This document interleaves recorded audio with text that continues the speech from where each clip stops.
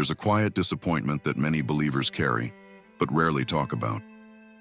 You pray, sincerely, earnestly. You bring your worries to God.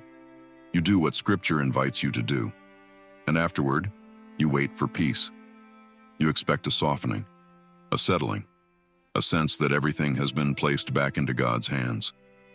But instead, something else happens. Your body may feel relatively calm. You're not panicking, not spiraling. Yet your mind keeps moving. Thoughts continue to circle. Concerns remain unresolved. There's no rush of peace, no clear sense of rest. And a quiet question forms. I prayed. So why do I still feel unsettled? You don't doubt God. You don't stop believing. Your faith is still intact. But the peace you expected didn't arrive the way you thought it would. That can be confusing and discouraging.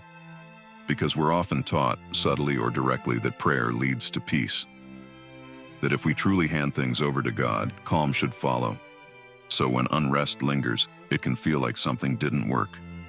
Not dramatically wrong, just incomplete. You might replay the prayer in your mind. Wonder if you meant it enough. If you trusted deeply enough. If you missed something. And yet, the unease stays. It's not loud anxiety. It's not fear overtaking you. It's a low, steady unrest, a sense that something inside hasn't settled yet. And because it doesn't look like a crisis, it often goes unnoticed. You carry it quietly. You keep functioning. You keep praying. But the letdown is still there. This isn't a failure of faith. And it's not something to feel guilty about. It's simply the space between what we expect peace to feel like and what we're actually experiencing. And maybe, just maybe, the issue isn't that peace didn't come. Maybe we've misunderstood what peace actually is. When peace doesn't arrive after prayer, the mind often turns inward, not to curiosity, but to judgment. A quiet measuring begins.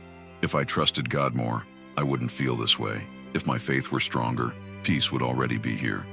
Maybe something is wrong with how I pray. These thoughts can feel logical, even spiritual, but they slowly turn peace into a test and faith into a performance. The truth is, peace was never meant to be a measurement of spiritual maturity. It is not a badge earned by praying correctly, and it is not proof that you're doing faith right. If peace were the standard by which faith was measured, then many of the most faithful people in Scripture would fall short. They trusted God deeply and still wrestled.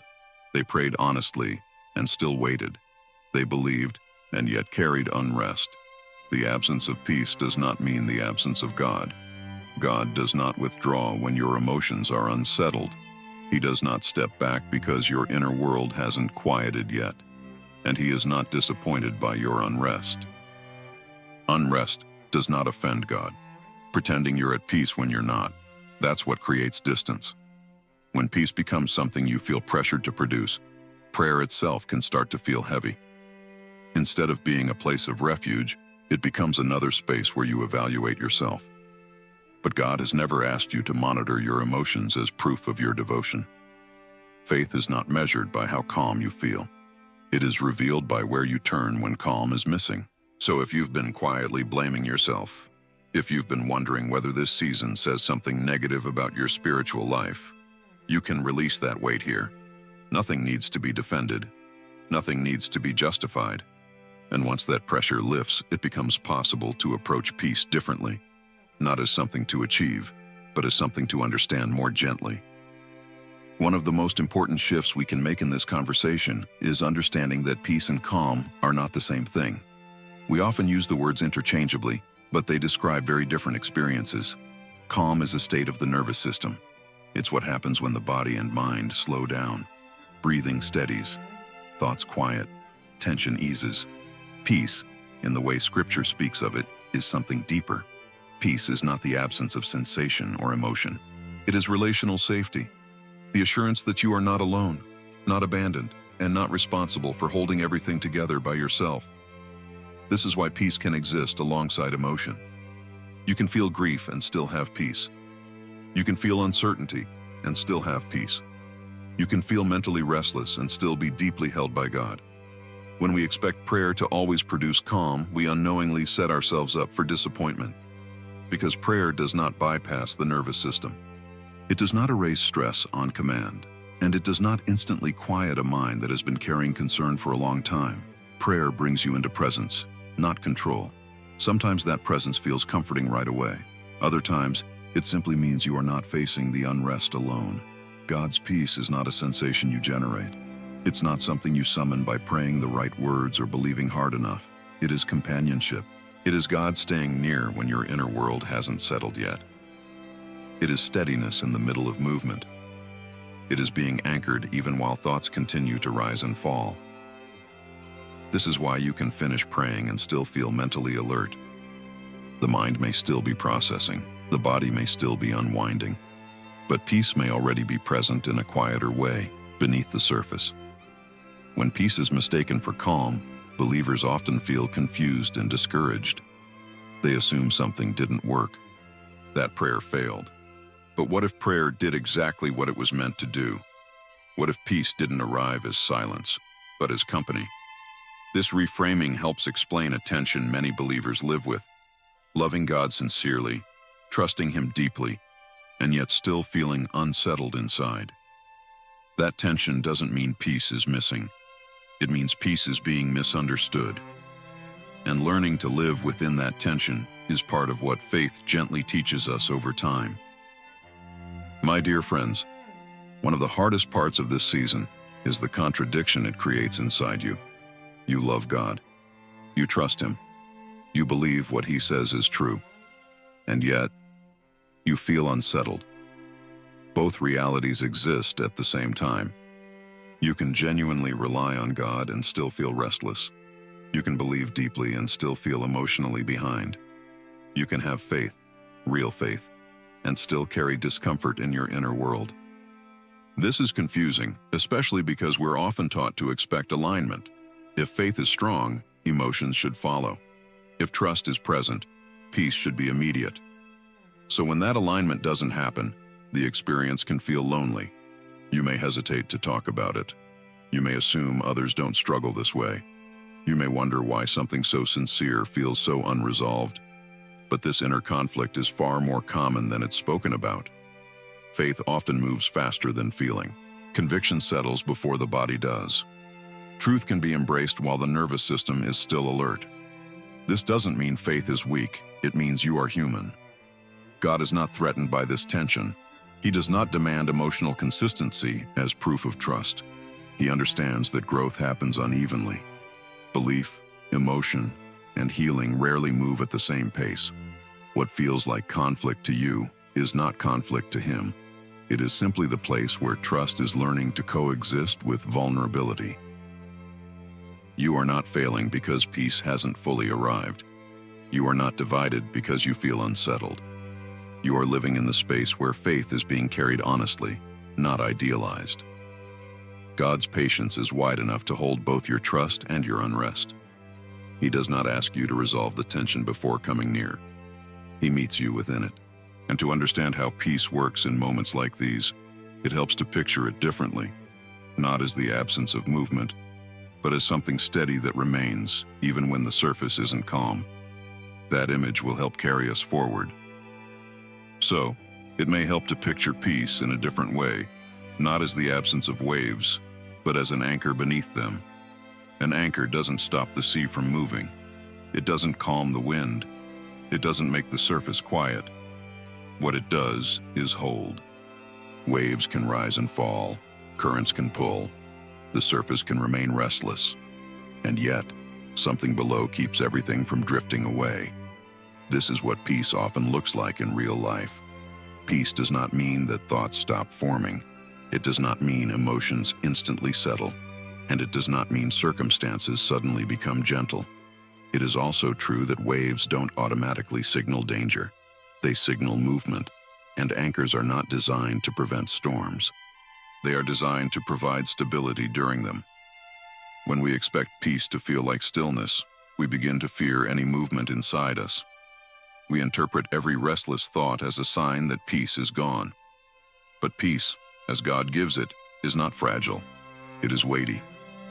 It holds under pressure. It remains even when the surface is active. God's peace works beneath the surface of your experience. While thoughts continue to rise and fall, He remains steady. While emotions move through you, He does not move away. This is why you can pray and still feel waves. The anchor may already be set, even if the sea hasn't quieted yet. Peace, then, is not the elimination of inner movement. It is the assurance that you are not being carried away by life's movements. You are held. You are grounded. You are not drifting, even when things feel unsettled. This reframing allows you to stop fighting every wave, to stop demanding silence as proof of God's presence, to trust that stability does not require stillness. And this understanding of peace is not something we invented to cope. It is deeply rooted in the way Scripture speaks about God's peace. Scripture speaks about it in a way that is far more grounded than we often realize, not as a fragile feeling and not as a reward for having everything together, but as something God gives in the middle of trouble, not after it has passed. On the night before the cross, Jesus speaks to His disciples about peace. This is not a calm night. He knows what is coming. They sense the tension, even if they don't fully understand it yet. And it's there, before the suffering, before the fear, before the scattering, that Jesus says He is giving them peace. Not the kind the world gives, not a peace dependent on circumstances improving, but a peace rooted in His presence with them. That detail matters. Jesus doesn't wait until everything is resolved to speak peace. He offers it while uncertainty is still unfolding. Throughout the Psalms, we see the same pattern. The writers do not hide their unrest. They name fear, confusion, sorrow, and waiting, sometimes all in the same breath as trust. They speak honestly about their inner turmoil while still turning toward God. Peace, in these moments, is not the absence of distress. It is the decision to remain connected while distress exists. Scripture doesn't sanitize faith. It shows us people who are unsettled and faithful at the same time. Even when God's peace is described as something that guards the heart and mind, the image is important. A guard does not remove the threat. A guard stands watch while the threat exists. God's peace does not erase struggle. It protects you within it. This is why peace can be present even when emotions haven't settled. Why prayer can be sincere even when the heart still feels restless. Why God can be near even when calm feels far away. Biblical peace is not about eliminating hardship or silencing every inner wave. It's about God remaining steady while those waves move through you. When the disciples are afraid in the storm, Jesus does not shame them for their fear. He stays with them. His presence is the anchor before the storm is ever calmed. Again and again, Scripture shows us this pattern. God does not withdraw when His people are unsettled. He does not demand emotional quiet as proof of trust. He enters the unrest with them. Peace in God's way is relational before it is emotional. It is knowing who holds you, even when what you feel is still catching up. And yet, even with all of this truth, even when Scripture reframes how we understand peace, it's important to acknowledge something honestly. When peace doesn't arrive right after prayer, it's easy to assume something went wrong. But very often, what you're experiencing has less to do with a lack of faith and more to do with how the human system responds to prolonged strain. When someone has been under pressure for a long time, the body and mind learn to stay alert. They remain watchful even when the immediate threat has passed. This isn't a flaw. It's protection. The nervous system doesn't turn off instantly just because you prayed. It unwinds gradually, at its own pace, and when it has spent weeks, months, or even years bracing, it takes time to relearn that it's safe to rest. This is why prayer doesn't always calm the body right away. Prayer may bring you into God's presence, but presence does not override biology. It doesn't erase emotional residue. It doesn't force muscles to relax or thoughts to stop on command. Instead, prayer creates conditions for peace to return. Think of it like stepping into a quiet room after being in noise all day. Your ears don't adjust instantly. The ringing fades slowly. Your body needs time to register the change. Emotional residue works the same way. Stress leaves traces. Responsibility leaves weight. Long seasons of vigilance leave the inner system cautious. So when you pray, your faith may turn toward God immediately, but your body may still be listening for danger. This is what protective restlessness looks like. It's not resistance to God. It's not disbelief. It's the part of you that learned to stay alert because something once required it. This is also why feelings often lag behind belief. You can trust God sincerely while your emotions are still catching up. You can believe you are held while your body hasn't fully relaxed into that truth yet. Faith moves through meaning and conviction. Emotion moves through experience and time. God understands both. And his work in moments like this is often less about correcting what you believe and more about restoring a sense of safety deep within you. Safety is what allows peace to settle. When your inner system begins to feel consistently met with gentleness, not pressure, not urgency, not demand, it slowly releases its grip. Thoughts soften. The body exhales. Stillness becomes possible again. This is not something you rush. It's something you allow, which means that feeling unsettled after prayer does not mean prayer failed. It may mean prayer is happening while restoration is still unfolding. God is not just restoring belief. He is restoring your capacity to rest. And to understand how this looks in real life, not in theory, it helps to see it lived out in someone ordinary. I know a man named Daniel whose experience reflects this more closely than he ever expected. Daniel is an ordinary believer, consistent, thoughtful, sincere. He prayed every day, often more than once. He trusted God, not perfectly, but honestly. Yet for a long time, peace felt just out of reach. After praying, his circumstances didn't feel heavier, but they didn't feel lighter either. His mind stayed alert, his body stayed tense, and that unsettled him more than the original concerns ever had. So he kept searching for the moment prayer would finally work. But nothing dramatic happened. What did change, slowly, was the way he approached prayer. Instead of asking God to give him peace immediately, Daniel began to pray without expecting a result. Some days his prayer was a single sentence. Some days it was silence. Some days it was simply staying present without trying to resolve what he felt. At first, nothing seemed different. But over time, something subtle shifted. The urgency faded. The constant checking, "Do I feel peaceful yet?" stopped. Prayer became less about arriving at calm and more about remaining connected. Peace didn't rush back in. It returned quietly. In small ways Daniel barely noticed at first. A steadier breath, fewer spiraling thoughts, a sense that he didn't need to solve everything before resting. The waves were still there, but they felt less threatening. He realized that God hadn't been absent during the waiting. God had been present in it, patient, consistent, unhurried. The peace Daniel experienced wasn't the absence of unrest. It was the growing awareness that he was being held beneath it. Like a ship learning to trust its anchor, he began to notice that even when the surface moved, he wasn't drifting. And that realization changed everything. Not all at once, but steadily. It reminded him that peace doesn't always announce itself with stillness. Sometimes it reveals itself through stability. And with that understanding, the image of an anchor began to make sense again. Friends, as everything we've named begins to settle together, one truth becomes clearer. Peace with God is not something you reach and then move on from. It is a posture you return to, again and again. Peace is ongoing. It deepens in some seasons and feels quieter in others. And none of that means it has disappeared. So much inner exhaustion comes from the belief that we must fix ourselves before we are allowed to rest. Fix our emotions. Fix our reactions. Fix the parts of us that feel unsettled. But rest in God does not begin with fixing. It begins with releasing urgency.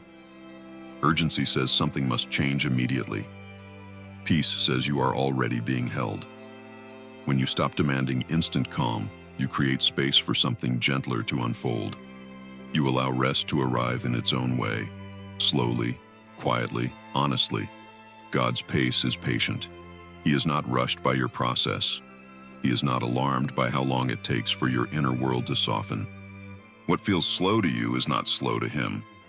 He understands how much has been carried, how long vigilance has been required, how deeply the body remembers strain. Trusting God's pace does not mean giving up. It means staying present without forcing outcomes. It means allowing restoration to happen beneath the surface, even when progress isn't obvious. Peace grows this way, not as a moment, but as a relationship.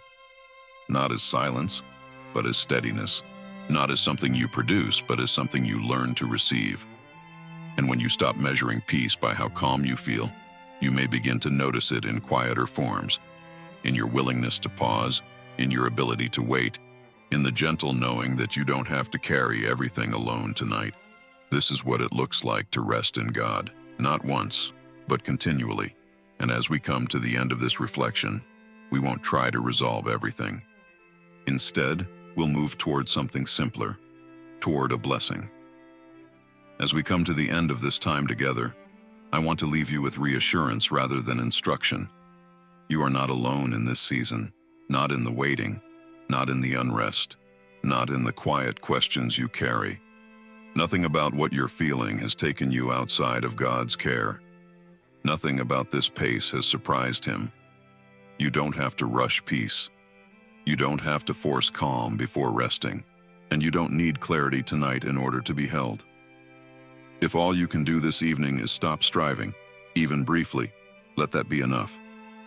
If your mind is still active, let it be active without judgment. If your heart is tired, allow it to be tired in God's presence.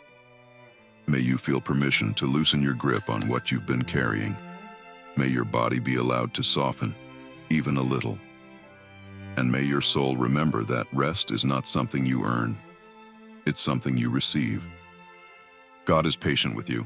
Like an anchor, He is steady beneath the waves, and He is near, even when peace feels quiet or incomplete. Dear friends, I hope this reflection felt like a place where you could breathe a little easier, where faith doesn't require performance. And I want to tell truly, you are welcome here anytime. This space exists for slow restoration, gentle truth, and honest faith. And if you'd like to continue walking this path with us, you're invited to stay connected. Subscribing is simply a way to return, to remind yourself that you don't have to carry everything alone. And until next time, may you rest tonight without pressure, and may God lead you, patiently and faithfully, into deeper peace.